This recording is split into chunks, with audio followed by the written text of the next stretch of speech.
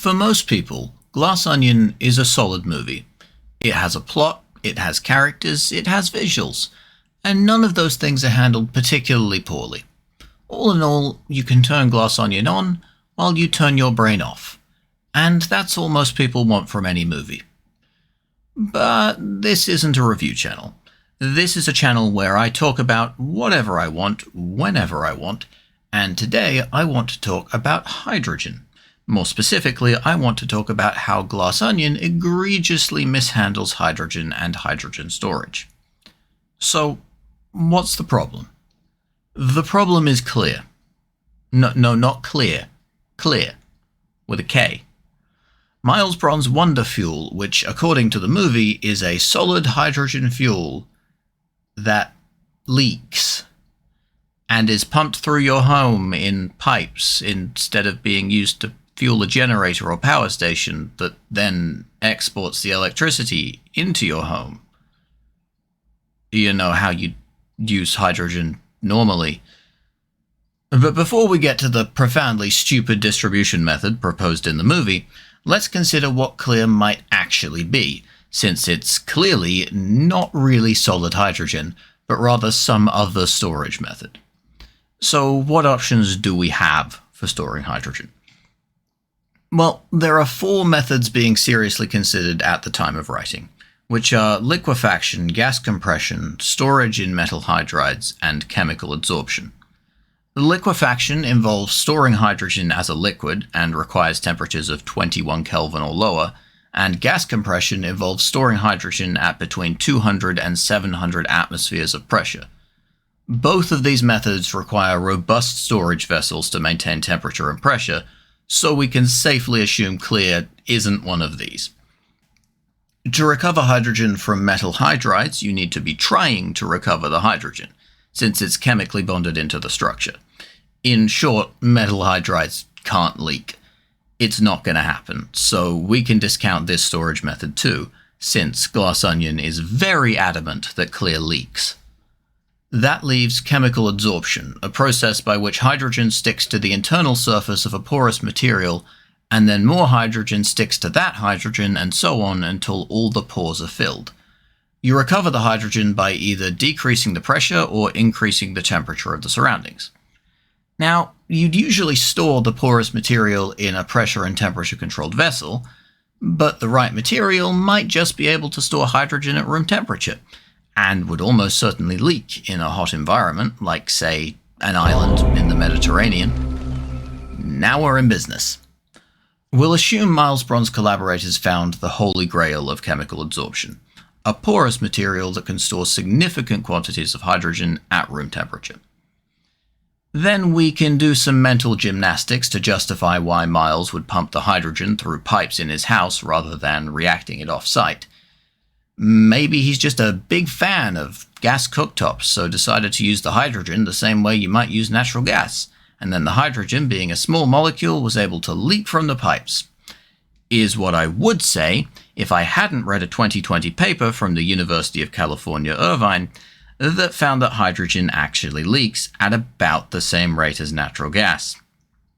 But there are explosions from natural gas leaks all the time, you defend. Surely hydrogen would be worse. It's true that by mass, hydrogen is the highest energy density combustion fuel source known to man, so surely a hydrogen explosion would release more energy than a gas explosion. Cool theory. Still wrong. You see, natural gas is mostly methane, and when methane leaks, it pools. While methane is lighter than air, it's not so much lighter that it immediately dissipates, which is what makes a methane leak so dangerous. In contrast, hydrogen gas is so much lighter than air that leaks almost instantly dissipate, with the hydrogen rising up and being carried away through the atmosphere. Take a look at this test conducted by the US Department of Energy. The car on the left has hydrogen inside, the car on the right has ordinary petrol. Personally, I feel safer with the hydrogen. I couldn't find a similar test with natural gas, but I can assure you the results would be very similar. Then we have the multiple references to the Hindenburg throughout the movie. I'm not going to expend too much effort on this one. I'll just direct you to the Wikipedia page on the Hindenburg, where you can read the many theories associated with the fire, most of which don't actually point to hydrogen as the cause of the flame. Now let's get to the point of this video: fixing the fear-mongering problem. Glass Onion does its audience a disservice by vilifying hydrogen, but it still needs some genuinely dangerous technology for Miles the Moron to invest in. We can even still use hydrogen, but in a different way. Let me introduce you to the cursed monstrosity that is carbon capture and storage. Sounds like a great concept, right? Capture the carbon dioxide in the atmosphere and store it somewhere. Well, joke's on you, because it doesn't work like that at all. The atmosphere is very, very big. There's absolutely no way you could capture any meaningful amount of carbon dioxide by just building a carbon capture system wherever, so you have to build it alongside a structure that outputs a lot of carbon dioxide. But wait, you can't put carbon capture systems near any power plants, steel refineries, or other CO2 producers that already exist. The infrastructure's just not there for it. So what do? You build a whole new power plant, of course, and you capture the emissions from that power plant. Great. Now we can shut down an old power plant because we have a replacement. Oh, wait, we can't. Because it takes so much power to run a carbon capture system that all the power from our new plant is being run directly into it. A review from the Journal of Biophysical Economics and Sustainability actually shows that existing projects emit more carbon dioxide than they capture. Even if we ignored those emissions, there is quite literally not a single carbon capture project on Earth that has met its targets. So where does hydrogen come in? Well, strap in, because we're about to hit a whole new level of stupid that you'd have to be blackout drunk not to see through. What if we reacted the carbon dioxide from carbon capture with hydrogen gas acquired by the electrolysis of water using renewables to make methane? Methane, which has a lower energy density by weight than hydrogen. Methane, which is 80 times more potent than carbon dioxide as a greenhouse gas. Methane, that turns into carbon dioxide and water vapor when you burn it, so you're putting the CO2 you just captured right back into the atmosphere. Yes, that's right. You just used more energy to capture CO2 from the atmosphere than you have in the hydrogen gas you collected using renewables. Then you used more energy to convert the hydrogen gas into a worse fuel, which will have a greater greenhouse effect than the CO2 you captured if it escapes from storage. Then you burned that new fuel and dumped all that CO2 right back into the atmosphere. It's so dumb. Many governments have invested in this technology in the real world, knowing that it doesn't work. In my opinion, fossil fuel lobbyists push for these projects because they're destined to fail. So when they fail, those same lobbyists can falsely claim that renewables don't work. So, oh well, we'll just have to keep destroying the planet. It's so dumb, it's brilliant. No! It's just dumb. But how could Glass Onion have used this?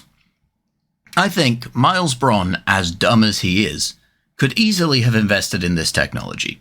But because it was so expensive, he decided to find a cheaper way of pumping methane through his house, resulting in the invention of pipes that leak. Miles doesn't care about that though. He happily brags about his cost-cutting pipes to Benoit Blanc and gives him a methane-containing cube made of the same material as the pipes, so we can have the same big explosion at the end of the movie. But this time it's realistic, because the pipes are leaking a gas that actually pools, unlike hydrogen.